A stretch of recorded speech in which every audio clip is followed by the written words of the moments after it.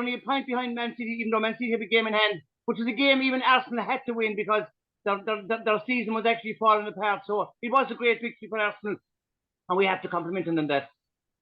Absolutely, Paul. It was a must-win game for Arsenal. I think if they'd lost this game, the title race was as good as gone because Arsenal after yesterday, they've only got 3 games left, as you see there. They've played 35 games. They've only 3 games. They've only got 9 points up for grabs. So they had to win this game, and they did. The first couple of minutes, Newcastle United actually hit the post. I think Jacob Murphy hit the post inside the first couple of minutes, and it would have been a totally different game altogether if that ball had gotten into the net, because Arsenal didn't really settle down for a few minutes. But their captain Odegaard, he got 2 goals against Chelsea last Tuesday night. He played very well, man of the match. He stepped up, got a brilliant goal in the first half. And then after that, Newcastle hit the post again in the second half, and they were always threatening, but the second goal was a killer for Newcastle United. I think Fabian Schär, he tried, he was one of those Martinelli, I think, was down the wing, crossed it, and he sort of one of those clearances where he tried to clear it, but all he did was divert it into his own net. And Arsenal ended up Man City the day before had played against Leeds United, and they were 2-0 up. They got a penalty. Gundogan was going for a hat trick, and Haaland actually gave him the penalty, and he missed it, hit the post, and Guardiola was absolutely furious with Haaland. He said, you can lip read what Guardiola was saying. He said, you have to take that. What he said, and right. He said, if you were 4-5-0 up with a couple of minutes to go, fair enough, you can give the person the penalty. But that could have cost Man City big time. Just go back to that. We do know Leeds, and we'll talk about Leeds later on. The big Sam is back in the pot again. But again for Man City, and I have to agree with Guardiola, that's a sign of weakness in the players, or not weakness, maybe arrogance, maybe overconfidence, because you have to be prepared when you're on top of this stage of the season. Put the knife in, finish the game off as quick as you can. And I just thought, and I have to compliment Guardiola on that, and that goes back to his experience as manager. He recognised that that's a sign of arrogance. And I think the biggest threat to Man City this year in the 3 competitions is arrogance. They have the squad, they have the players, they're more than good enough. But if the players are arrogant, and that was the first sign of it I've seen, and I have to take my head up to Guardiola for calling it out. Yeah, he was furious. He could. Now I always saw the highlights, Paul, but you could see him pointing to Haaland. You should be taking that. He was not happy. No, he said, as I said, he said himself, if they were 4-5-0 up minutes ago, he doesn't mind someone giving the ball, because Haaland is their penalty taker. He said he's by far the best penalty taker, because they had trouble in the past with Mahrez and anyone that missed penalties in the past. But Haaland, I think, hasn't missed a penalty so far this season. I'm open to correction on that. But he should have taken it. And to be fair, he's a goal scorer. He should want to get scored in the game. So I'm surprised with Haaland, to be quite honest with you. But I know Gundogan was on for a hat trick because he had got the first 2 goals in the first half. I think they were 2-0 up, comfortable enough, Paul. But a couple minutes later, then Leeds went down the field and got one back. So it was a little nervy, and it didn't have to be. And as you said yourself, is a sign of weakness, a sign of arrogance. Probably arrogance, because they're so comfortable, 2-0 up. Leeds weren't really coming out of their own half of the pitch. All of a sudden, Leeds had to go for it. They were 2-1 down. And on another day, Paul, a corner kick, deflection, anything could have happened. So that could have been huge for City. 2 points dropped, because City do have Everton, Brighton, and Brentford still away. Now, got Chelsea at home. Now, we might get on to that, but Chelsea at home, I think they'll beat us, to be quite honest with you. So they've got 4 games left. They can't really be forced to mess up, because they're going to be playing Everton. Everton are fighting for their lives. It all depends, though, how Everton get on tonight against Brighton away. So I think City just need to tread carefully, because Arsenal are ready for any slip up. Now, Arsenal do have Brighton at home as well. Sorry, no, for cutting across you. I think Arsenal now have their bad run of form. I think they've turned it, and I think that's a huge win now. I would expect Arsenal to win all their games to the end of the season. That will keep the pressure on. So, but I think if Manchester City, if they show arrogance, that's their biggest weakness now, I believe. They have the best players, they have the best team, they're in the best position. But if they show this arrogance, and that was the first sign of it, and if I was a Manchester City supporter, I would be very concerned to see that. Now, you're hoping that Guardiola will read the right act in the dressing room, more importantly in the training pitch. Obviously, they're going out to Europe this week. We'll talk about it in the next episode. But still, that's a huge thing. And if they get knocked out of the European Cup in the semi-final, Champions League semi-final, that could affect it too. But all you can do is one game at a time. But that was a weakness, the first sign of weakness I've seen in Manchester City since they hit his run of form in the last 2 or 3 months. Yeah, and they've been fantastic. They've won certain amount of games in a row. I think it's nearly 10 games in a row now in the league.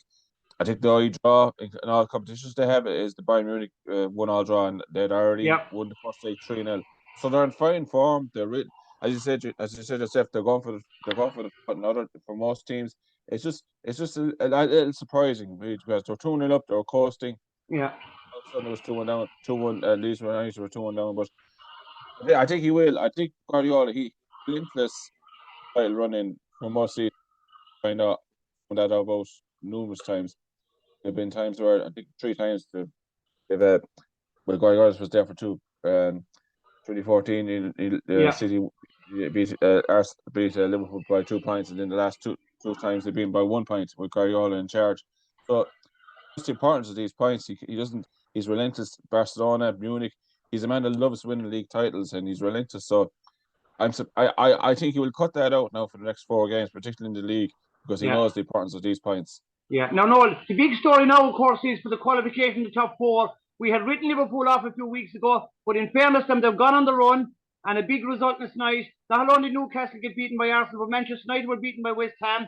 And now all of a sudden, you look at the table, Liverpool are only 1 point behind Manchester United, and they have a far superior goal difference. So that's the equivalent of being level. Because if they finish level with Manchester United, they'll beat them the goal difference. They're plus 25, Manchester United plus 8. And so the 4th spot and even the 3rd spot, even though Liverpool have an extra game played, but the 4th spot is definitely up for grabs now, and Manchester United have not guaranteed that spot with the defeat yesterday. And in fairness to Liverpool, they are finishing like a train. Yeah, they are. We said a couple of weeks, if only they started this run maybe a couple of games earlier, to be right on it. I mean, they do have a game extra played, but United's form, my God. I mean, David De Gea, the mistake he made last night was like a schoolboy error, to be honest with you. It was an easy shot, an easy save to make. I think even a Sunday league keeper would have gathered that up. To be honest with you, Paul. And to be fair to De Gea's form, I find that since the World Cup of 2018, he just has been a player. He made a silly mistake for Portugal against Spain. He was Spanish number 1 at the time. He let in a very soft goal for Ronaldo. Ronaldo got a hat-trick that night. But ever since then, I don't think he's been the same keeper, to be quite honest with you.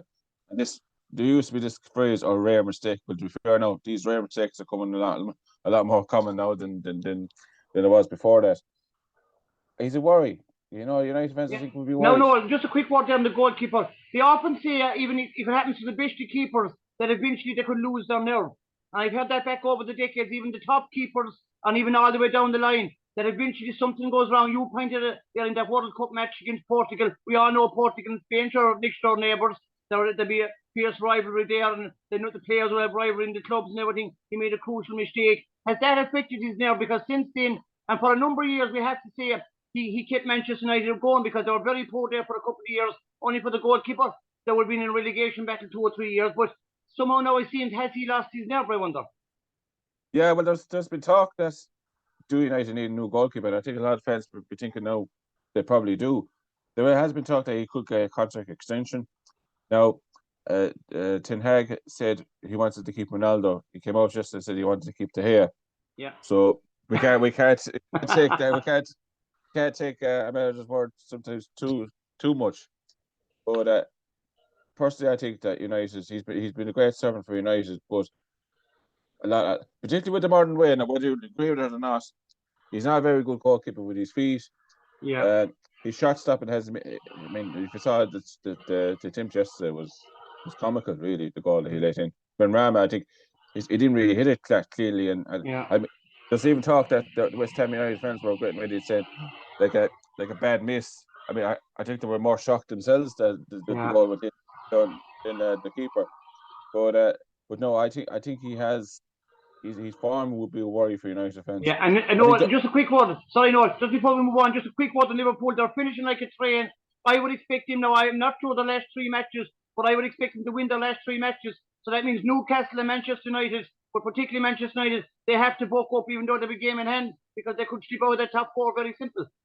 Yeah, and the thing is, Manchester United's game in hand is a home game against Chelsea. Now, Manchester United and Chelsea, our form is terrible, but in the last couple of meetings, there've been so many draws between the sides. They've always cancelled each other out. But I think if Liverpool were to catch United, they probably would need Chelsea to win that game, because that is United's game in hand. They play it on a Thursday night before the last round of games on the Sunday. All right. So and also, maybe I'm not trying to blow my own trumpet with Chelsea here, but Chelsea also play Newcastle United on the last day of the season. All right. So depends on how things go. And of course, Chelsea also play Nottingham Forest, so Chelsea could be the kingmakers now. On both sides of the table. Well, it could be, Paul. It could be. Our last 3 games are Forest, United, and Newcastle United. So you couldn't make it up. You couldn't make it up. Couldn't make it up. We could have a big say, yes, and plus we're staying up, Paul, after Saturday's results. So we're safe now for the moment. But no, it's like I think United will probably just get there. I think they'll have enough. I think that as you said, that game in hand that they have, if they get a draw and if they win the rest, the only thing just put out the relegation, Liverpool have a far superior goal difference like at the other side of the table. So Manchester United have to finish ahead of them in points. If they finish level in points, Liverpool will beat them on the goal difference. For my reading, anyway. I think so. I don't know. I think Newcastle United are away to Leeds United. That's a massive game for both clubs. Yeah. So it'd be the next week will tell a lot, Paul, how them two go. Now we go down to relegation now, Noel. So there's huge games now, and of course the big news, of course, Big Sam is back in town into Leeds United. Now he actually improved them against Man City, because the form before that, you think Man City will be in handy, but he will make him. They have 3 games left.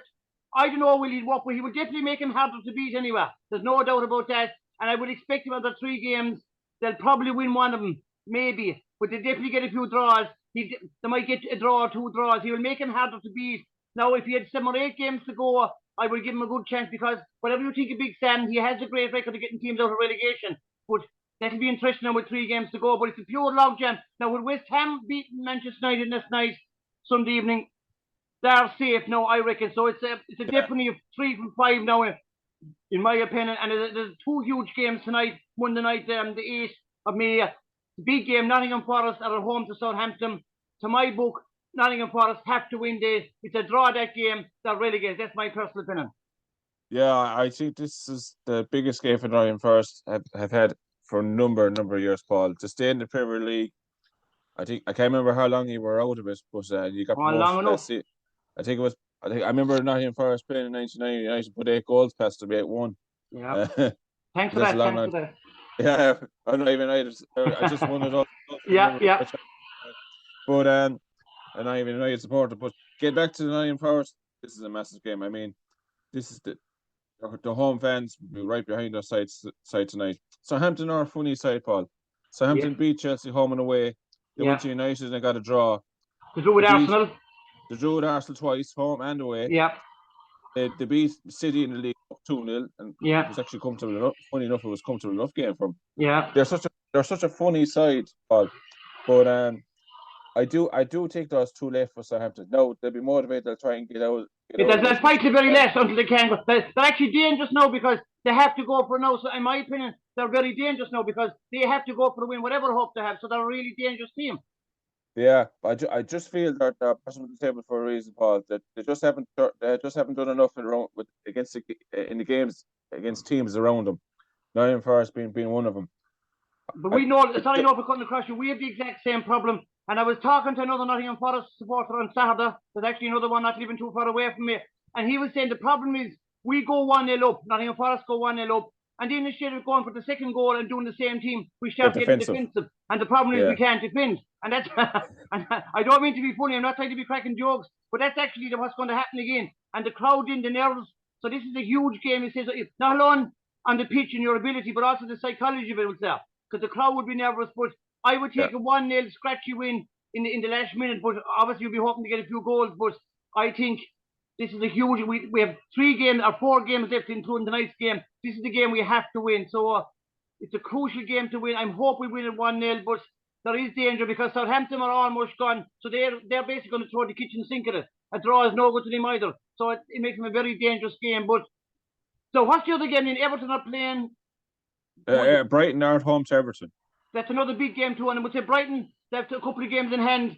They're probably trying to push maybe if Liverpool or Manchester United fall apart, but they're trying to get a high enough resulting in the table anyway. So, but obviously I'd be hoping that Brighton will win that game. But Everton